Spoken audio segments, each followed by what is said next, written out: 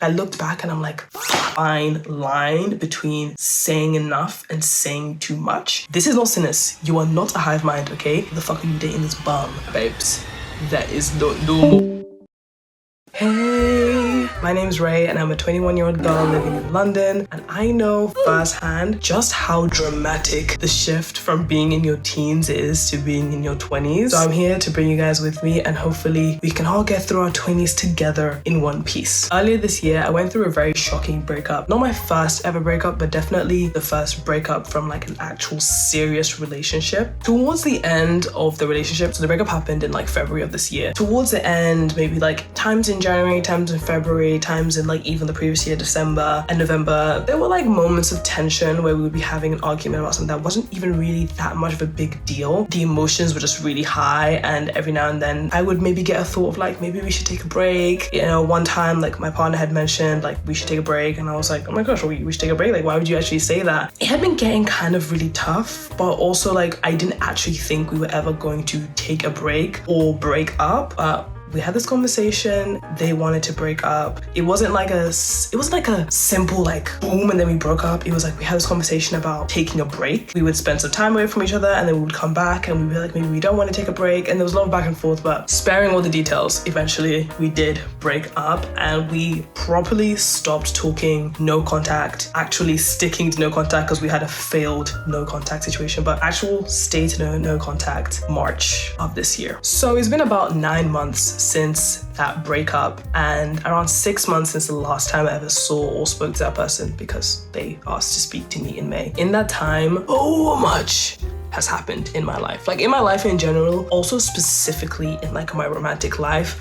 I'm gonna spare you all the details because we're gonna be here for a long while. If you want to hear me talk about it in detail, I did talk about the year of me dating in one of my podcast episodes. In that 9 months, I've been doing a lot of reflecting, a lot of thinking about what the relationship was, why it went wrong. There was a bit of time where I was debating if I wanted to get back with this person because, like I said, we were on a break, assuming we were gonna get back together, and I did a lot of thinking, a lot of reflecting about if I wanted to get back together with this person, if the relationship was actually as good as I thought it was when I actually was separated from them. And I have compiled a list of what I think are the 5 most important things that I've learned from this breakup. These things inform how I date currently and how I've been dating this year and how I'm gonna move forward with romance in the future. Number 1, trust your gut. It sounds really simple and quite straightforward, but a lot of people actually don't adhere to this. I don't exactly know how or why, but at some point in that relationship, I stopped listening to my gut, and I somehow convinced myself that their instinct and their gut was more reliable than mine. In the way that I love and the way that I've loved in the past, I really put those people on a pedestal, and I really put this person on a pedestal, and I saw their opinions as more valuable than mine, and I took what they said essentially as Bible. And if they said I had a feeling or I have a bad feeling about this person, I would immediately stop talking to that person without investigating where that feeling was coming from, or if I really like how much I valued that relationship with that person. I would just immediately be like, you have a bad feeling? All right, I'm just gonna cut them off. Pretty much just listened to most of what they said, and to be honest, there were times where if I didn't listen to what they say or I didn't immediately trust their judgment on something very, very simple, they would get really defensive and assume that I didn't trust them or that I didn't like respect their opinion. Like if they told me something and I would be like, oh my God, that's crazy. And I would be like, oh, let me Google it or let me look it up. They would be like, why are you looking up? Do you not trust me? Why do you have to double check? And I'm like, babe, I'm just having a look. Like, I'm just having a look. And sometimes it would be wrong. And I would be like, hell no, man. So you were upset with me for looking it up, but you were wrong. If I didn't look it up, I wouldn't know that you were wrong. Huh? I honestly think I had such a low view of myself and such a high view of them that I thought that their instincts and that their judgment on certain things was more important than mine. And whenever we had a disagreement or an argument, it always had to end up with them being right. I was like, you know what? You're right. Like, in a weird, twisted way, you're right. I'm just gonna apologize. I'm just gonna be the bigger person. Like, what I'm saying, can't be true. And the reason why I say trust your gut is because when we finally broke up, I remember looking back and mentally kicking myself for not trusting my gut. Like, I looked back and I'm like, fuck, I was right. Like, I had a feeling that this thing was gonna happen. At the beginning of our relationship, I used to have lots of anxious feelings about it, and I kind of just pushed it to the side and was like, I was like, you're exaggerating, queen. They said it's gonna be fine, so it's gonna be fine. In the end, it wasn't fine. And we essentially broke up for the exact reason I knew we were gonna break up for when we started dating. Mind you, we dated for like 1.5 years. At the beginning of our relationship, there was a problem and I was really anxious about it. And I brought it up maybe once or twice. I didn't really investigate it further. And I was like, you know what? You're being anxious for no reason. It's going to be fine. 1.5 years later, we broke up for that exact reason. And I'm like, if I just trusted my gut and stopped gaslighting myself, then I wouldn't have had to go through that, because the breakup happened and then I was like, not only does it suck that we broke up, it sucks that we broke up for the exact reason I knew we were gonna break up for. It was just things I was telling myself in the relationship that I was being anxious for no reason. But when I spoke to my friends about it, people kind of assured me that I wasn't going crazy. Which brings me to number 2. Have at least one person that you can confide in about your relationship. Now, this one is really tricky because there's a very, very fine line between saying enough and saying too much. I'm the type of person that likes to keep the things in my relationship within the relationship. I think it can get really toxic and really messy when you're constantly telling different of your friends your problems and you've got lots of other people weighing in on your relationship. I didn't tell anyone about any of the ongoing issues or conflicts in my last relationship, and that was good on one hand because it meant that everyone had a good image of my partner, right? If you're always complaining about your partner and telling your friends about the things your partner does that annoys you, everyone's just gonna be like, why the fuck are you dating this bum? But the downside is I didn't have an external perspective. I found a lot of comfort in confiding in my friends after the breakup about the issues and the things that we were going through when I was in the relationship, and hearing their opinions and hearing that assurance that like, okay, like I'm not alone in this, like I'm not crazy, you know what I mean? Like I'm not insane or unreasonable or a bad partner for thinking or feeling these things. Not telling anyone your problems can keep the relationship closed and safe and like this nice, cozy, safe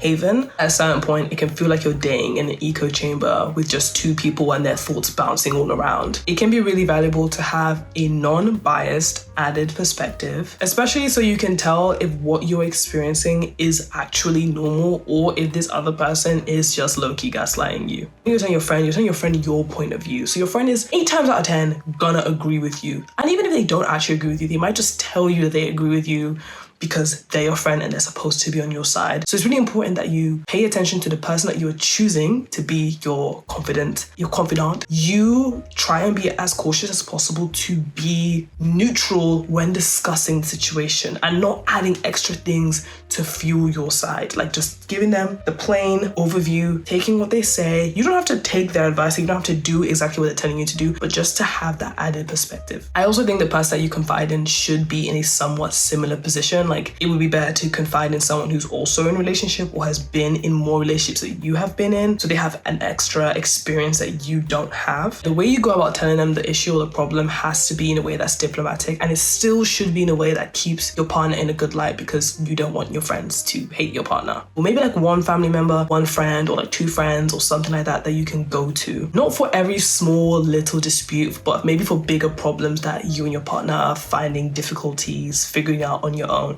Kind of the same way like when people get to really, really big problems, they end up going to like a relationship therapist, but this is kind of like a smaller version of that before it gets to the point where you're like, okay, we need to go to therapy. You're just like, let me just hear someone who isn't me and who isn't you, who isn't in this unique relationship and situation, and let me just see what they have to say. I really noticed this when I was telling my friends about the things that happened in my relationship when I left, and they were like, girl, what the fuck? Like that shit is not normal. Like I feel like you definitely need someone that can hold you by your shoulders and be like, babes, that is not normal, especially if you are young or like you haven't been in many relationships. It's so important to build a community outside of your romantic relationship, which brings me to number 3. You are 2 people, not one. This is not sinners. You are not a hive mind, okay? Their feelings are not your responsibility, and you don't have to agree on absolutely everything. This one is definitely the fault of romance movies and romance literature that really romanticize this idea of like 2 halves becoming one, and like you're these 2 people and you become one. Oh yeah, 2 souls merging into one. No, it's not cute.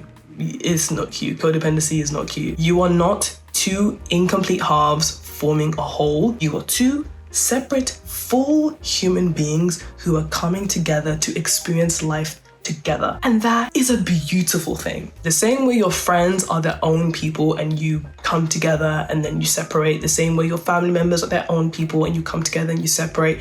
You have these unique bonds and relationships like sister and brother and cousin and best friend, but that doesn't take away from you. When they're gone, you're not less than you were before, but when they come, you're more. You know what I mean? I hate this idea because I feel like it's spread a lot, especially to young girls, that you need like this big strong man to come and complete you. Like, girl, like, no. Or that you need someone else to make you whole. Like,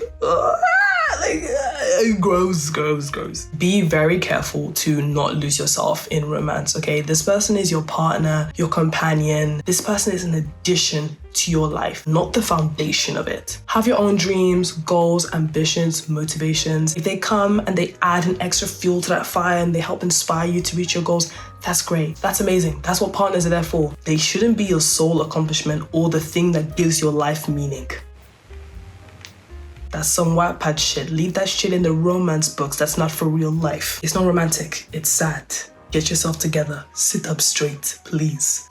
Okay? Erect your back, bruv. I definitely feel like releasing myself from this idea that my partner is my end all and be all allowed me to do something I'm gonna call dating in the moment. In the past, as soon as I became emotionally attached to someone, like I had a crush on them or I just liked them a little bit, I would just immediately go into fantasy mode and I would just be like, this is gonna be my husband. This person is gonna be my wife. Like, this is gonna be my end all and be all. This is the final one. This is the one. And I would just be thinking about how this is gonna last forever. And like, it would be going. It would just be going. Like, me and this person probably had like, 5 conversations. All of a sudden I'm like, this needs to end in happily ever after, or like, it's not worth it. I didn't see the purpose in pursuing any sort of relationship with someone if it wasn't going to be something that was going to last forever. But now I think that's quite stupid because 1, it's not possible to tell after a week of talking if it's going to last forever. 2, needing it to last forever made it extremely emotionally taxing, increased the pressure and stakes tremendously. 3, nothing lasts forever.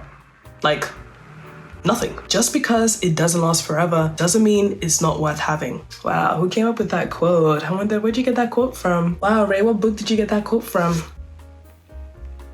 The Elixir of Knowledge. My noggin, that's where I got it from. Me and my ex didn't last forever, but that doesn't mean that it was a waste of time. We had our time, we had our good times, we had our bad times, and it's all over now. And that's okay. I do only get into relationships with people that I see myself wanting to marry in the future. Like, I'm not gonna get into a relationship with someone that I absolutely cannot see myself like building a life with. In the past, I couldn't just like go on a date here or there or like see someone or be with someone unless I could see myself being with them long term. And now I definitely can. Like, this year I definitely went on dates with people that I had no intention of being with long term, or like met up with people that I had no intention of being with long term, and I engaged in like lots of short term relationships. But the thing to be wary of is what the shelf life is for a short-term relationship. Like, for me, I'm obviously not going to be talking to someone for longer than 3 months that I don't plan to have a long-term relationship with. So like, I can engage in relationships that I don't think need to last forever, but I'm not gonna talk or engage with someone for 6 months to a year if I know that I don't see myself being with them long-term. Like,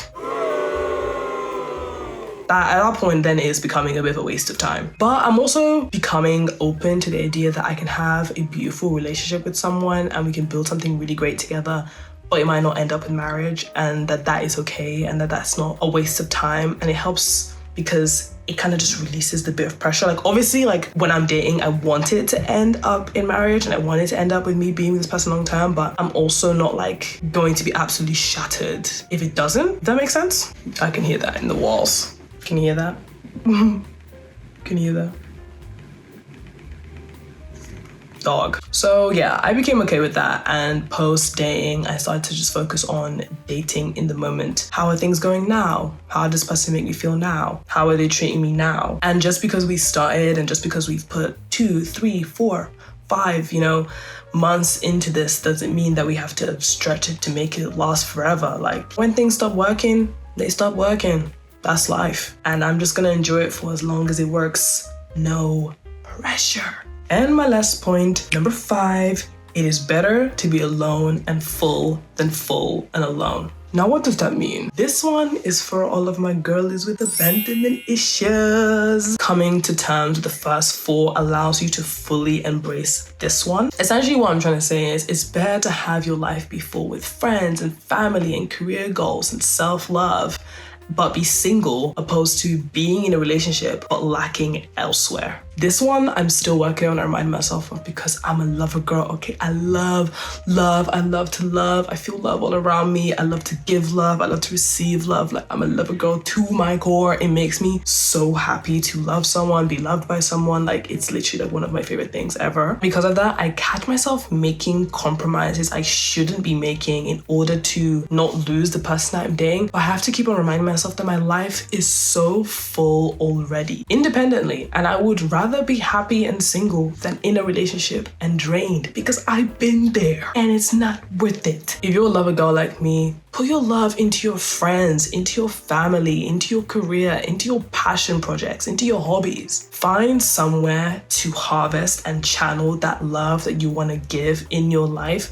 so you don't feel like you need to fill that void with a person, because it's just not worth it. No lover is worth losing yourself for. And that's all 5. Thank you so much for watching. I hope you found the information in this video helpful. I hope the advice helps you in some way. If you have any tips of your own, please drop it in the comment sections down below. I look forward to reading them. I'm still a small baby YouTuber, so I will be reading all of my comments. I hope you have literally the most gorgeous day ever. I unfortunately won't be able to see your beautiful face, but you will see me again. Okay. It's time for me to go now. Bye.